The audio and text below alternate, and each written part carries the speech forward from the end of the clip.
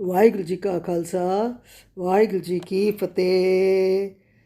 ਸਾਰੀ ਸਾਧ ਸੰਗਤ ਨੂੰ ਧੰਨ ਧੰਨ ਸ੍ਰੀ ਗੁਰੂ ਹਰਕ੍ਰਿਸ਼ਨ ਸਾਹਿਬ ਬਾਲਾ ਪ੍ਰੀਤਮ ਜੀ ਦੇ ਪ੍ਰਕਾਸ਼ ਉਤਸਵ ਦੀ ਲੱਖ ਲੱਖ ਲੱਖ ਲੱਖ ਵਧਾਈ ਹੋਵੇ ਜੀ। ਅੱਜ ਅਸੀਂ ਗੁਰਪੁਰਬ ਮਨਾ ਰਹੇ ਹਾਂ ਬਾਲਾ ਪ੍ਰੀਤਮ ਪਾਤਸ਼ਾਹ ਦੇ ਪ੍ਰਕਾਸ਼ ਉਤਸਵ ਦਾ।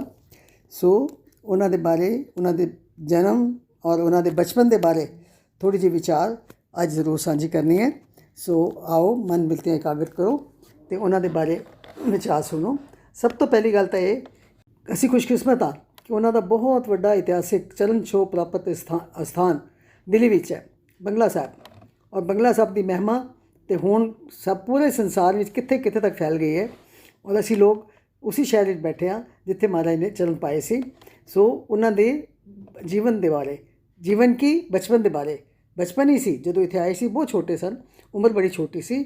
ਸੋ ਉਸ ਵਕਤ ਇੱਥੇ ਆਏ ਔਰ ਕੀ ਕੋਤਕ ਉਹਨਾਂ ਨੇ ਵਰਤਾਏ, ਸੋ ਉਸ ਦੇ ਬਾਰੇ ਥੋੜ੍ਹੀ ਜਿਹੀ ਗੱਲ ਜ਼ਰੂਰ ਕਰਾਂਗੇ। ਪਰ ਜਦੋਂ ਵੀ ਅਸੀਂ ਜਾਂਦੇ ਹਾਂ, ਆਪ ਮੁਹਾਰੇ ਸਾਡੇ ਮੂੰਹੋਂ ਕੀ ਨਿਕਲਦਾ? ਸ੍ਰੀ ਹਰਿ ਕ੍ਰਿਸ਼ਨ ਤੇ ਆਏ, ਜਿਸ ਡਿਠੇ ਸਭ ਦੁੱਖ ਜਾਏ।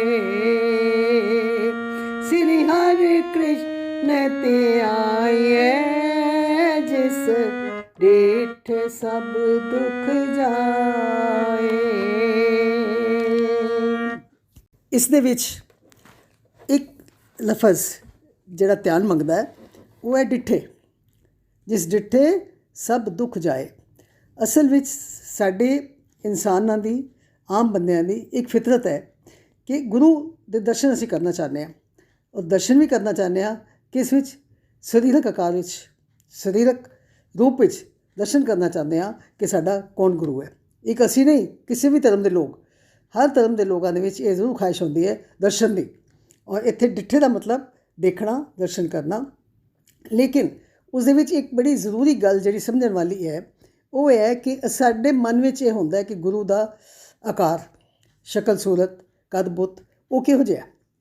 ਔਰ ਗੁਰੂ ਹਰਕ੍ਰਿਸ਼ਨ ਸਾਹਿਬ ਮਹਾਰਾਜ ਦੇ ਬਾਰੇ ਇਹ ਸੀ, ਜਦੋਂ ਉਹਨਾਂ ਨੂੰ ਗੁਰਗੱਦੀ ਦੀ ਪ੍ਰਾਪਤੀ ਹੋਈ, ਇਹ ਬਾਅਦ ਵਿੱਚ ਗੱਲ ਕਰਾਂਗੀ ਵੈਸੇ, ਕਿ ਜਦੋਂ ਪ੍ਰਾਪਤੀ ਹੋਈ ਤਾਂ ਸਾਰੀ ਸਿੱਖ ਸੰਗਤ, ਸਾਰੇ ਹਿੰਦੂ, ਸਾਰੇ ਬ੍ਰਾਹਮਣ, ਸਾਰੇ ਲੋਕ ਬੜੇ ਹੈਰਾਨ ਸਨ ਕਿ ਇਤਨਾ ਛੋਟਾ 5 ਸਾਲ 3 ਮਹੀਨੇ ਦੀ ਉਮਰ, 5 ਸਾਲ 3 ਮਹੀਨੇ ਛੋਟੀ ਉਮਰ ਦਾ ਬੱਚਾ ਪੂਰੇ ਪੰਥ ਦੀ ਰਖਵਾਲੀ, ਪੂਰੇ ਪੰਥ ਦੀ ਅਗਵਾਈ ਕਿਸ ਤਰ੍ਹਾਂ ਕਰ ਸਕਦਾ? ਸ਼ੰਕਾ ਸੀ। ਉਹ ਸ਼ੰਕਾ ਕਿਉਂ ਸੀ? ਕਿਉਂਕਿ ਅਸੀਂ ਆਕਾਰ 'ਤੇ ਜਾਂਦੇ ਹਾਂ। ਉਹਨਾਂ ਦਾ ਆਕਾਰ, ਸਰੀਰਕ ਆਕਾਰ ਛੋਟਾ ਸੀ, ਜ਼ਰੂਰੀ ਗੱਲ ਹੈ। ਉਮਰ ਦੇ ਹਿਸਾਬ ਨਾਲ 5 ਸਾਲ ਦੇ ਬੱਚੇ ਦਾ ਜਿੰਨਾ ਸਰੀਰ ਹੁੰਦਾ ਉਨਾ ਹੀ ਸੀ ਉਹਨਾਂ ਦਾ। ਉਹ ਗੱਲ ਵੱਖਰੀ ਹੈ ਕਿ ਚਿਹਰਾ ਬਹੁਤ ਨੂਰਾਨੀ ਸੀ, ਚਿਹਰੇ ਉੱਤੇ ਨੂਰ ਵਸਦਾ ਸੀ, ਲੇਕਿਨ ਆਕਾਰ ਤਾਂ ਛੋਟਾ ਸੀ ਨਾ। ਪਰ ਅਸਲ ਵਿੱਚ ਗੱਲ ਇਹ ਸੀ ਕਿ ਉਸ ਛੋਟੇ ਆਕਾਰ ਦੇ ਵਿੱਚ ਅੰਦਰ ਜਿਹੜਾ ਨਿਰੰਕਾਰ ਵਸ ਰਿਹਾ ਸੀ, ਉਸ ਦੇ ਵੱਲ ਸਾਡੀ ਨਜ਼ਰ ਜਾਂਦੀ ਨਹੀਂ। ਸਾਡੇ ਕੋਲ ਉਹ ਅੱਖਾਂ ਨਹੀਂ, ਉਹ ਦ੍ਰਿਸ਼ਟੀ ਨਹੀਂ ਜਿਸ ਦੇ ਨਾਲ ਕਿ ਅਸੀਂ ਉਸ ਆਕਾਰ ਦੇ ਅੰਦਰ ਵਸਦੇ ਹੋਏ ਨਿਰੰਕਾਰ ਦੇ ਦਰਸ਼ਨ ਕਰ ਸਕੀਏ। ਸੋ ਪਹਿਲੇ ਜਦੋਂ ਗੁਰਗੱਦੀ 'ਤੇ ਬੈਠੇ ਤਾਂ ਸਾਰੇ ਲੋਕਾਂ ਦੇ ਮਨ ਵਿੱਚ ਸ਼ੰਕਾ ਸੀ, ਕਿਉਂਕਿ ਆਕਾਰ ਛੋਟਾ ਸੀ। ਉਸ ਆਕਾਰ ਨੂੰ ਦੇਖ ਰਹੇ ਸਨ ਕਿ ਇਹ ਗੁਰੂ ਕਿਵੇਂ ਬਣੇਗਾ। ਲੇਕਿਨ ਧੰਨ ਸਾਨੂੰ ਜਿਨ੍ਹਾਂ ਦੀਆਂ ਅੱਖਾਂ ਖੁੱਲ੍ਹੀਆਂ, ਜਿਨ੍ਹਾਂ ਨੇ ਉਹਨਾਂ ਦੇ ਅੰਦਰ ਵਸਦੇ ਨਿਰੰਕਾਰ ਦੇ ਦਰਸ਼ਨ ਕੀਤੇ। ਭਾਵੇਂ ਉਹ ਕੋਈ ਚੋਰ ਡਾਕੂ ਹੋਵੇ, ਭਾਵੇਂ ਉਹ ਪੰਡਤ ਲਾਲ ਚੰਦ ਹੋਵੇ, ਭਾਵੇਂ ਉਹ ਰਾਜਾ ਜੈ ਸਿੰਘ ਦੀ ਮਹਾਰਾਣੀ ਹੋਵੇ। ਸੋ ਜਦੋਂ ਉਹਨਾਂ ਦੀਆਂ ਅੱਖਾਂ ਖੁੱਲ੍ਹੀਆਂ ਅਤੇ ਉਹਨਾਂ ਨੇ ਉਸ ਛੋਟੇ ਆਕਾਰ ਵਿੱਚ ਵਸਦੇ ਉਸ ਅਪਰੰਪਰ ਨਿਰੰਕਾਰ ਦੇ ਦਰਸ਼ਨ ਕੀਤੇ ਅਤੇ ਫਿਰ ਆਪਣੇ ਮਨ ਵਿੱਚ ਧਾਰ ਲਿਆ ਕਿ ਇਹ ਸੱਚੇ ਗੁਰੂ ਨੇ। ਸੋ ਗੱਲ ਇੱਥੇ ਆਉਂਦੀ ਹੈ ਕਿ ਅਸੀਂ ਹਮੇਸ਼ਾ ਕਹਿੰਦੇ ਹਾਂ ਜਿਸ ਡਿੱਠੇ ਸਭ ਦੂਜਾਏ। ਸੋ ਉਹ ਡਿੱਠੇ, ਉਹ ਦੇਖਣ ਵਾਲੀ ਨਜ਼ਰ ਸਾਡੇ ਅੰਦਰ ਹੋਣੀ ਚਾਹੀਦੀ ਹੈ ਤਾਂ ਕਿ ਅਸੀਂ ਸ਼ਕਲ ਦੇਖ ਕੇ, ਅੱਜ ਕੱਲ੍ਹ ਕੀ ਹੈ, ਅਸੀਂ ਵੱਡੀਆਂ ਵੱਡੀਆਂ ਤਸਵੀਰਾਂ ਲਗਾ ਲੈਂਦੇ ਹਾਂ। ਗੁਰੂ ਹਰਕ੍ਰਿਸ਼ਨ ਸਾਹਿਬ ਦੀਆਂ ਘਰਾਂ ਵਿੱਚ ਵੀ, ਦੁਕਾਨਾਂ 'ਤੇ ਵੀ ਮੈਂ ਦੇਖਿਆ ਬੜੀਆਂ ਵੱਡੀਆਂ ਤਸਵੀਰਾਂ ਲਗਾ ਲੈਂਦੇ ਹਾਂ। ਹਾਲਾਂਕਿ ਸਾਡੇ ਧਰਮ ਵਿੱਚ ਤਸਵੀਰ ਦੀ ਕੋਈ ਮਾਨਤਾ ਨਹੀਂ ਹੈ। ਅਸੀਂ ਤਸਵੀਰ ਦੇ, ਅਸੀਂ ਮੂਰਤੀ ਦੇ ਪੁਜਾਰੀ ਨਹੀਂ ਹਾਂ, ਅਸੀਂ ਸ਼ਬਦ ਦੇ ਪੁਜਾਰੀ ਹਾਂ। ਲੇਕਿਨ ਫਿਰ ਵੀ ਲੋਕ ਵੱਡੀਆਂ ਤਸਵੀਰਾਂ ਲਗਾ ਲੈਂਦੇ ਨੇ ਔਰ ਪੁੱਛੋ ਤਾਂ ਇਹ ਜਵਾਬ ਦਿੰਦੇ ਨੇ ਕਿ ਕੋਈ ਸਰੂਪ ਤਾਂ ਸਾਹਮਣੇ ਹੋਣਾ ਚਾਹੀਦਾ ਜਿਸ ਨੂੰ ਦੇਖ ਕੇ ਅਤੇ ਗੁਰੂ ਵਾਲੇ ਪਾਸੇ ਧਿਆਨ ਲੱਗੇ। ਸੋ ਖੈਰ, ਉਹਨਾਂ ਦੀ ਸੋਚ ਉਹਨਾਂ ਨੂੰ ਮੁਬਾਰਕ ਹੈ। ਪਰ ਅਸਲੀ ਗੱਲ ਇਹ ਹੈ ਕਿ ਉਹਨਾਂ ਦਾ ਆਕਾਰ ਜ਼ਰੂਰ ਛੋਟਾ ਸੀ, ਪਰ ਉਹਦੇ ਅੰਦਰ ਜੋਤ ਤੇ ਗੁਰੂ ਨਾਨਕ ਦੀ ਸੀ, ਜਿਹੜੀ ਕਿ ਬਹੁਤ ਵੱਡੀ ਸੀ, ਨਿਰੰਕਾਰ ਰੂਪ ਸਨ। ਸੋ ਉਹਨਾਂ ਨੇ ਆਪਣੀ ਜ਼ਿੰਦਗੀ ਵਿੱਚ ਬਹੁਤ ਥੋੜ੍ਹੀ ਉਮਰ ਵਿੱਚ ਬੜੇ ਵੱਡੇ ਕੰਮ ਕੀਤੇ। ਸੋ ਅੱਜ ਅਸੀਂ ਉਹਨਾਂ ਦਾ ਪ੍ਰਕਾਸ਼ ਉਤਸਵ ਮਨਾ ਰਹੇ ਹਾਂ। ਸੋ ਸਭ ਤੋਂ ਪਹਿਲੇ ਕਿਸੇ ਵੀ ਗੁਰੂ ਸਾਹਿਬ ਦਾ ਜਦੋਂ ਪ੍ਰਕਾਸ਼ ਉਤਸਵ ਮਨਾਈਦਾ, ਸਭ ਤੋਂ ਪਹਿਲੇ ਗੱਲ ਕਰੀ ਦੀ ਹੈ ਮਾਤਾ ਪਿਤਾ ਦੀ। ਔਰ ਪਲੇਸ ਆਫ ਬਰਥ ਦੀ। ਸੋ ਧੰਨ ਗੁਰੂ ਹਰਕ੍ਰਿਸ਼ਨ ਮਹਾਰਾਜ ਦਾ ਪ੍ਰਕਾਸ਼ ਕੀਰਤਪੁਰ ਸਾਹਿਬ ਵਿੱਚ ਹੋਇਆ। ਕੀਰਤਪੁਰ ਸਾਹਿਬ ਅੱਜ ਵੀ ਅਸੀਂ ਜਾਂਦੇ ਹਾਂ ਅਤੇ ਉੱਥੇ ਗੁਰਦੁਆਰਾ ਸ਼ੀਸ਼ ਮਹਿਲ ਹੈ। ਕੀਰਤਪੁਰ ਸਾਹਿਬ ਵਿੱਚ ਗੁਰਦੁਆਰਾ ਸ਼ੀਸ਼ ਮਹਿਲ ਹੈ, ਜਿੱਥੇ ਗੁਰੂ ਹਰਿਰਾਏ ਸਾਹਿਬ ਦਾ ਵੀ ਜਨਮ ਹੋਇਆ ਸੀ ਅਤੇ ਗੁਰੂ ਹਰਕ੍ਰਿਸ਼ਨ ਸਾਹਿਬ ਦਾ ਵੀ ਜਨਮ ਉੱਥੇ ਹੋਇਆ ਸੀ। ਸੋ ਕੀਰਤਪੁਰ ਦੇ ਸਥਾਨ 'ਤੇ ਗੁਰੂ ਹਰਿਰਾਏ ਸਾਹਿਬ ਜੀ ਦੇ ਘਰ 6 ਸਾਲ ਬਾਅਦ ਪਹਿਲਾ ਬੱਚਾ ਸੀ ਬਾਬਾ ਰਾਮ ਰਾਏ। ਜਦੋਂ 6 ਸਾਲ ਦਾ ਹੋ ਗਿਆ ਅਤੇ ਗੁਰੂ ਮਹਾਰਾਜ ਨੇ ਫਿਰ ਕਿਰਪਾ ਕੀਤੀ ਅਤੇ ਫਿਰ ਜਨਮ ਹੁੰਦਾ ਕਿਸ ਦਾ? ਗੁਰੂ ਹਰਕ੍ਰਿਸ਼ਨ ਮਹਾਰਾਜ ਦਾ 6 ਸਾਲ ਦੇ ਬਾਅਦ ਜਨਮ ਹੋਇਆ। ਸੋ ਜਨਮ ਹੁੰਦਿਆਂ ਹੀ ਚਿਹਰੇ 'ਤੇ ਇੱਕ ਨੂਰਾਨੀ ਨੂਰ ਸੀ। ਜਿਹੜਾ ਵੀ ਦੇਖਦਾ ਸੀ ਉਹਨੂੰ ਇਹ ਲੱਗਦਾ ਸੀ ਕਿ ਇਹ ਬਾਲਕ ਆਮ ਬਾਲਕ ਨਹੀਂ ਹੈ। ਜੋ ਜਿਹੜਾ ਦਰਸ਼ਨ ਕਰਦਾ ਸੀ ਉਹ ਨਿਹਾਲ ਹੋ ਜਾਂਦਾ ਸੀ। ਔਰ ਬੜੀ ਛੋਟੀ ਉਮਰ ਵਿੱਚ 1 ਸਾਲ 2 ਸਾਲ 3 ਸਾਲ ਦੀ ਉਮਰ ਵਿੱਚ ਵੀ ਉਹਨਾਂ ਦੇ ਚੋਜ ਬੜੇ ਹੀ ਨਿਰਾਲੇ ਸਨ। ਹਾਲਾਂਕਿ ਵੱਡੇ ਭਰਾ ਨਾਲ ਰਾਮ ਰਾਏ ਨਾਲੋਂ 6 ਸਾਲ 7 ਸਾਲ ਛੋਟੇ ਸਨ। ਵੱਡਾ ਭਰਾ ਵੀ ਬੜਾ ਵਿਦਵਾਨ ਸੀ, ਐਸੀ ਗੱਲ ਨਹੀਂ, ਲੇਕਿਨ ਇਹਨਾਂ ਦੀ ਗੱਲ ਹੀ ਕੁਛ ਹੋਰ ਸੀ। 4 ਇਤਿਹਾਸ ਪੜ੍ਹੋ ਅਤੇ ਪਤਾ ਲੱਗਦਾ ਕਿ 4 ਸਾਲ ਦੀ ਉਮਰ ਵਿੱਚ ਉਹਨਾਂ ਨੇ ਨਿਤਨੇਮ ਦੀਆਂ ਸਾਰੀਆਂ ਬਾਣੀਆਂ ਕੰਠ ਕਰ ਲਈਆਂ ਸੀ। ਕਿਉਂ? ਕਿਉਂਕਿ ਉਹਨਾਂ ਦਾ ਸੰਗ ਕਿਸੇ ਨਾਲ ਸੀ? ਗੁਰੂ ਪਿਤਾ ਨਾਲ। ਹਰ ਵਕਤ ਉਹ ਗੁਰੂ ਪਿਤਾ ਦੇ ਅੰਗ ਸੰਗ ਰਹਿੰਦੇ ਅਤੇ ਹੌਲੀ ਹੌਲੀ ਕਰਕੇ ਉਹ ਸਾਰੇ ਗੁਣ ਉਹਨਾਂ ਦੇ ਅੰਦਰ ਆਉਣੇ ਸ਼ੁਰੂ ਹੋ ਗਏ। ਬਹੁਤ ਸਾਰੀ ਗੁਰਬਾਣੀ ਕੰਠ ਹੋ ਗਈ, ਨਿਤਨੇਮ ਦੀਆਂ ਬਾਣੀਆਂ ਕੰਠ ਹੋ ਗਈਆਂ। ਰੋਜ਼ ਸਵੇਰੇ ਉੱਠ ਕੇ ਇਸ਼ਨਾਨ ਕਰਕੇ ਨਿਤਨੇਮ ਕਰਨਾ, ਗੁਰਬਾਣੀ ਦਾ ਪਾਠ ਕਰਨਾ, ਫਿਰ ਆਪਣੇ ਪਿਤਾ ਜੀ ਦੇ ਨਾਲ ਸੰਗਤ ਵਿੱਚ ਜਾਣਾ। ਫਿਰ ਜਿਸ ਤਰ੍ਹਾਂ ਪਿਤਾ ਜੀ ਨੇ ਸੰਗਤ ਦੇ ਵਿੱਚ ਵਿਚਾਰਾਂ ਕਰਨੀਆਂ, ਉਸੇ ਤਰੀਕੇ ਨਾਲ ਉਹਨਾਂ ਦੇ ਅੰਦਰ ਵੀ ਉਹ ਸਾਰੀ ਸਿੱਖ ਹਿਸਟਰੀ, ਸਾਰੀ ਗੁਰਮਤਿ ਵਿਚਾਰ ਜਿਹੜੀ ਉਹ ਬੈਠਦੀ ਗਈ। ਉਸ ਤੋਂ ਬਾਅਦ ਦੀਵਾਨ ਦੀ ਸਮਾਪਤੀ ਤੋਂ ਬਾਅਦ ਮਹਾਰਾਜ ਧੰਨ ਗੁਰੂ ਹਰਿਰਾਏ ਸਾਹਿਬ ਜੀ ਦਵਾਖਾਨੇ ਵਿੱਚ ਜਾਂਦੇ ਸਨ।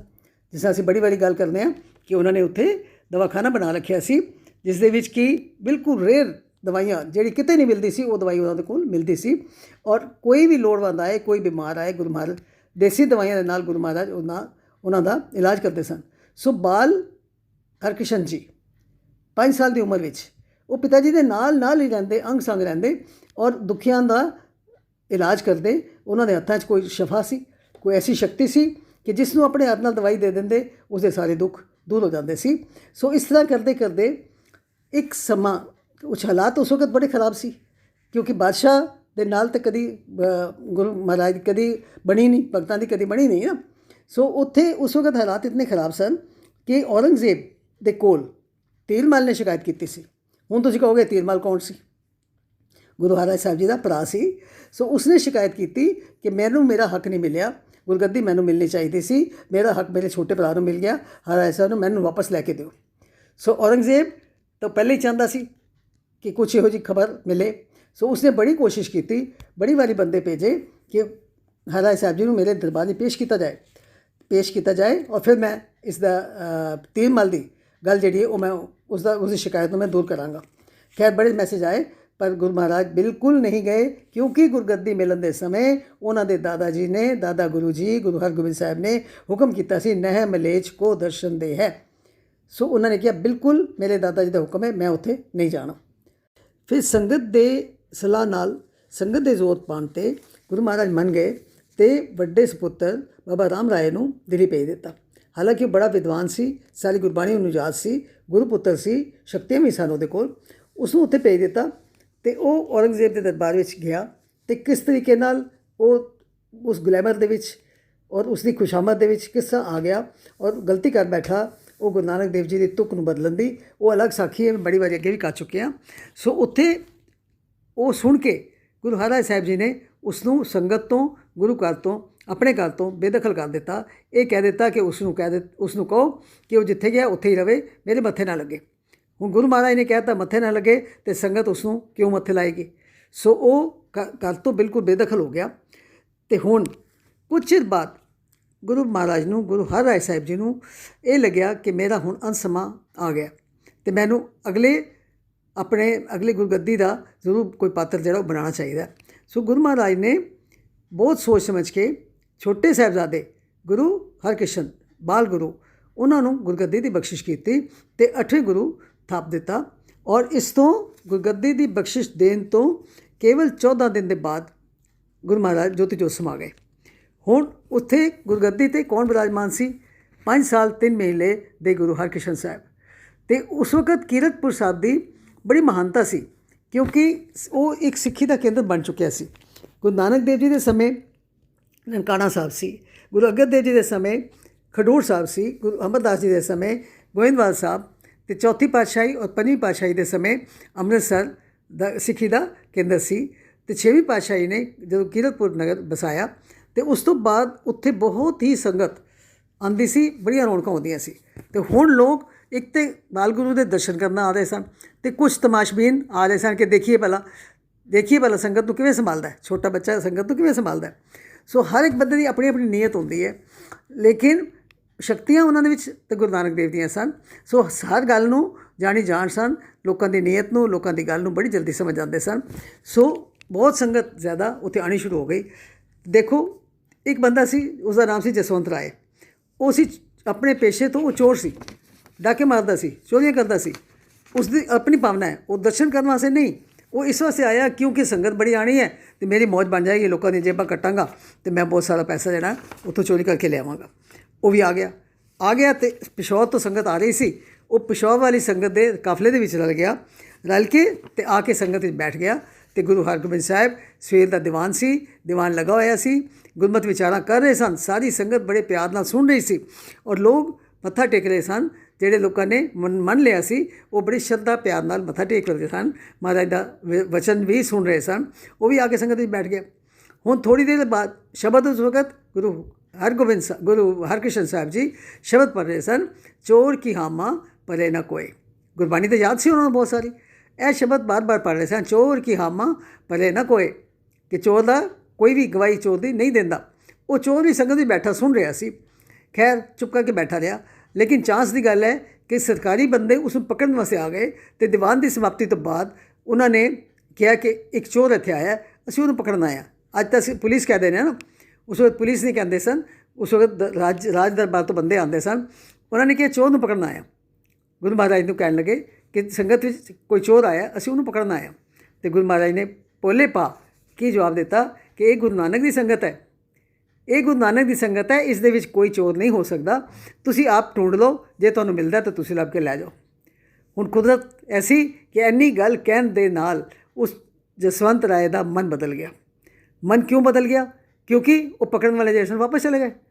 ਜੇ ਮਹਾਰਾਜ ਇਹ ਗੱਲ ਨਾ ਕਹਿੰਦੇ ਕਿ ਇੱਥੇ ਗੁਰੂ ਨਾਨਕ ਦੀ ਸੰਗਤ ਵਿੱਚ ਕੋਈ ਚੋਰ ਹੋ ਹੀ ਨਹੀਂ ਸਕਦਾ, ਤੁਸੀਂ ਆਪ ਆ ਕੇ ਦੇਖ ਲਓ, ਲੱਭ ਲਓ, ਜੇ ਤੁਹਾਨੂੰ ਮਿਲਦਾ ਤਾਂ ਤੁਸੀਂ ਲੈ ਜਾਓ।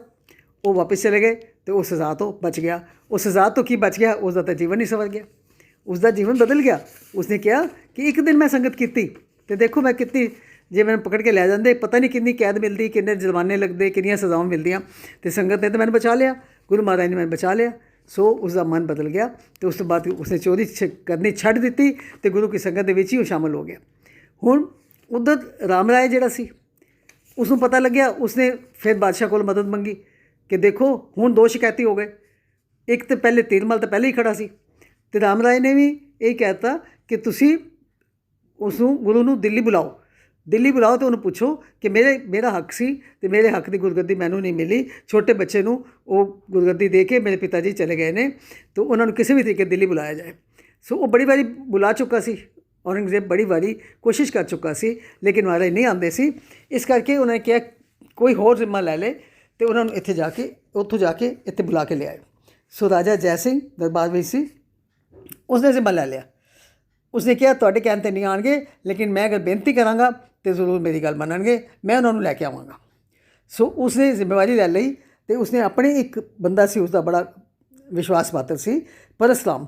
ਉਸ ਪਰਸਰਾਮ ਨੂੰ ਨਾਲ ਘੋੜੇ, ਨਾਲ ਘੋੜ ਸਵਾਰ, ਨਾਲ ਇੱਕ ਪਾਲਕੀ ਦੇ ਕੇ ਅਤੇ ਭੇਜ ਦਿੱਤਾ ਅਤੇ ਨਾਲ ਸਮਝਾਇਆ ਕਿ ਜਾ ਕੇ ਤੁਸੀਂ ਬੇਨਤੀ ਕਰਨੀ ਹੈ।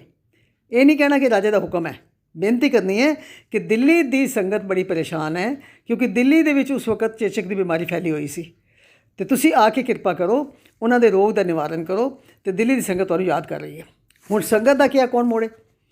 ਸੋ ਉੱਥੇ ਵੀ ਜਦੋਂ ਗੱਲ ਪਹੁੰਚੀ, ਜਦੋਂ ਪਰਸਰਾਮ ਜਿਹੜਾ ਸੀ ਉਹ ਪਹੁੰਚਿਆ, ਅਤੇ ਉੱਥੇ ਫਿਰ ਸਾਰੀ ਸੰਗਤ ਨੇ, ਮਾਤਾ ਜੀ ਸਨ, ਦਾਦੀ ਜੀ ਸਨ, ਅਤੇ ਸਾਰੀ ਸੰਗਤ ਨੇ ਸਲਾਹ ਕੀਤੀ ਕਿ ਕੋਈ ਗੱਲ ਨਹੀਂ, ਹੁਣ ਤੁਸੀਂ ਉੱਥੇ ਦਿੱਲੀ ਦੀ ਸੰਗਤ ਨੂੰ ਜਾ ਕੇ ਦਰਸ਼ਨ ਦਿਓ। ਸੋ ਪਾਲਕੀ 'ਚ ਬੈਠ ਕੇ ਅਤੇ ਮਹਾਰਾਜ ਉੱਥੋਂ ਚੱਲੇ ਕੀਰਤਪੁਰ ਸਾਹਿਬ ਤੋਂ। ਹੁਣ ਉਮਰ ਤਾਂ ਛੋਟੀ ਹੈ, ਲੇਕਿਨ ਗੱਲਾਂ ਰਸਤੇ ਵਿੱਚ ਵੀ ਚਲਦੇ ਕਈਆਂ ਦਾ ਕਲਿਆਣ ਕਰਦੇ ਆਏ। ਰਸਤੇ ਦੇ ਵਿੱਚ ਸਭ ਤੋਂ ਪਹਿਲਾ ਪੜਾਅ ਆਇਆ ਪੰਜੋਖੜਾ। ਪੰਜੋਖੜੇ ਦੀ ਗੱਲ ਅੱਗੇ ਵੀ ਅਸੀਂ ਬੜੀ ਵਾਰੀ ਕਰ ਚੁੱਕੇ ਹਾਂ, ਜਿੱਥੇ ਕਿ ਉਹ ਪੰਡਤ ਲਾਲ ਚੰਦ ਰਹਿੰਦਾ ਸੀ। ਪੰਡਤ ਲਾਲ ਚੰਦ ਨੂੰ ਬਿਮਾਰੀ ਸੀ, ਦੁੱਖ ਸੀ। ਦੁੱਖ ਤਾਂ ਦੂਰ ਹੀ ਕਰਦੇ ਸਨ ਨਾ, ਪਰ ਉਹਦਾ ਦੁੱਖ ਸਰੀਰਕ ਦੁੱਖ ਨਹੀਂ ਸੀ, ਉਹਦਾ ਮਾਨਸਿਕ ਦੁੱਖ ਸੀ।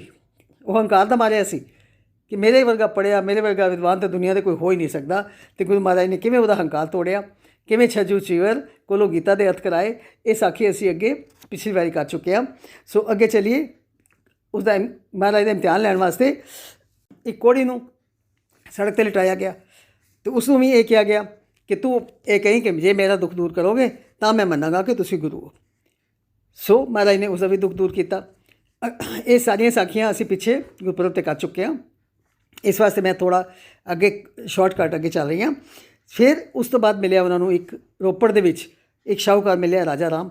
ਉਹ ਰਾਜਾ ਰਾਮ ਕੀ ਸੀ, ਉਸਨੂੰ ਇੱਕ ਫਤੂਰ ਸੀ ਕਿ ਮੇਰੀ ਬੜੀ ਜ਼ਮੀਨ ਜਾਇਦਾਦ ਹੈ, ਮੇਰੇ ਘਰ ਪੁੱਤਰ ਹੋਣਾ ਚਾਹੀਦਾ। ਔਰ ਕੁਦਰਤ ਰੱਬ ਦੀ ਕਿ ਉਹਦੇ ਘਰ ਹਮੇਸ਼ਾ ਲੜਕੀ ਪੈਦਾ ਹੁੰਦੀ ਸੀ, ਔਰ ਲੜਕੀ ਪੈਦਾ ਹੁੰਦਿਆਂ ਹੀ ਉਹ ਚੁੱਕ ਕੇ ਲੜਕੀ ਨੂੰ ਬਾਹਰ ਜਾ ਕੇ ਖੇਤਾਂ ਵਿੱਚ ਦਬਾਉਂਦਾ ਸੀ, ਜਾਂ ਮਾਰ ਦਿੰਦਾ ਸੀ, ਜਾਂ ਪਾਣੀ 'ਚ ਬਹਾ ਦਿੰਦਾ ਸੀ। ਉਹ ਕਿੰਨੀਆਂ ਹੀ ਲੜਕੀਆਂ ਦੀ ਇਸ ਤਰ੍ਹਾਂ ਹੱਤਿਆ ਕਰ ਚੁੱਕਾ ਸੀ, ਕਿਉਂਕਿ ਉਹਨੂੰ ਇਹ ਸੀ ਕਿ ਮੈਨੂੰ ਸਿਰਫ ਪੁੱਤਰ ਹੀ ਚਾਹੀਦਾ। ਸੋ ਦੇਖੋ, ਉਸ ਛੋਟੀ ਉਮਰ ਵਿੱਚ ਮਹਾਰਾਜ ਨੇ ਉਸ ਭਰੂਣ ਹੱਤਿਆ ਦੀ ਪ੍ਰੋਬਲਮ ਨੂੰ ਕਿਸ ਤਰ੍ਹਾਂ ਸੋਲਵ ਕੀਤਾ, ਕਿਸ ਤਰ੍ਹਾਂ ਉਹਦਾ ਮਨ ਬਦਲਿਆ, ਕਿਸ ਤਰ੍ਹਾਂ ਉਸਨੇ ਅੱਗੋਂ ਤੋਂ ਤੋਬਾ ਕੀਤੀ ਕਿ ਅੱਗੋਂ ਤੋਂ ਮੈਂ ਇਹ ਪਾਪ ਨਹੀਂ ਕਰਾਂਗਾ।